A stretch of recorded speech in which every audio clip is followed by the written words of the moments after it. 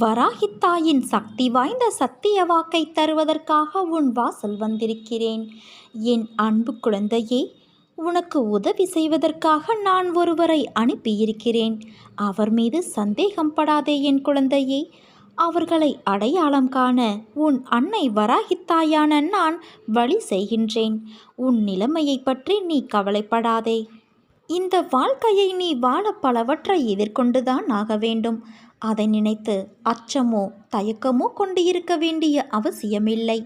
என் நாமத்தை ஜபித்து அன்றாட விஷயங்களை நீ எதிர்கொள். அதில் வரும் இடர்பாடுகளை என்னிடம் விட்டுவிடு.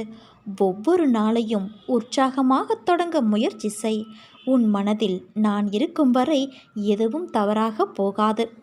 இது உன் வாழ்க்கை. ஆனாலும் துணையாக உன் அன்னையான நான் இருப்பேன். இங்கு வாழ்க்கையில் எதுவுமே காரண காரியங்கள் இல்லாமல் நடக்காது. வெட்ட வெளியில் வானில் இறைவனால் அமைக்கப்பட்டுள்ள இந்த உலகங்கள் அனைத்துமே காரண காரியங்களோடு திட்டமிட்டபடி இயங்கி வந்து கொண்டு இருக்கிறது.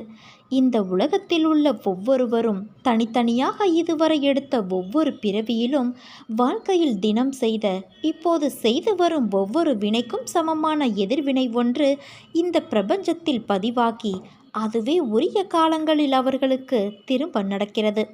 இதையே தாத்தா பாட்டி அம்மா அப்பாவே அதே உருவ அமைப்போடு திரும்ப பிள்ளைகளாக பிறந்திருக்கிறார்கள் என்ற அடிப்படையில் அவர்கள் பெயரை நீங்கள் எல்லோருக்கும் வைத்து வருகிறீர்கள்.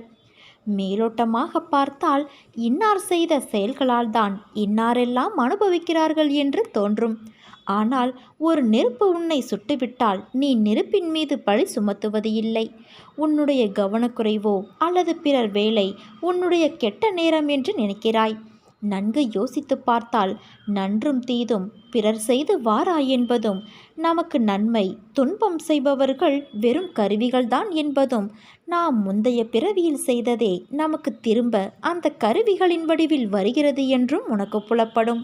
உன் துன்பத்தை நீயே பெருமளவு உனக்கு நல்ல காலம் வரும் வரையில் குறைத்து கொள்வாய். எல்லாவற்றிற்கும் பின்னால் ஒரு காரணம் நிச்சயம் இருக்கிறது. இறைவனே குரு வடிவில் வருவதால் அவரை நீங்கள் சரணடையும் போது இறைவனால் படைக்கப்பட்ட நீங்களே பிறர் குற்றங்களை மன்னிக்கும் போது உங்களுடைய பெரும்பாலான குற்றங்கள் உங்களுக்கும் மன்னிக்கப்படும். எதிர்காலத்திலும் நீங்கள் குற்றம் ஏதும் செய்யாமல் நல்லவைகளையே செய்யும்படி இறைவனால் பார்த்து கொள்ளப்படும்.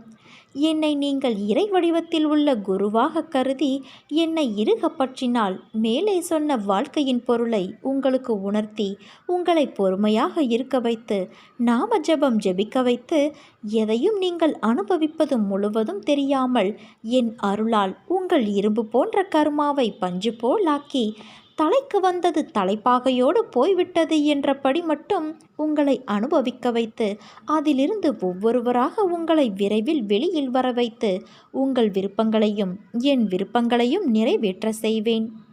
என்னை நம்பு. உன் அன்னையான என்னை நம்பு. அந்த நம்பிக்கையே உன்னை ஒரு வழிகாட்டியாய் அழைத்துச் செல்லும்.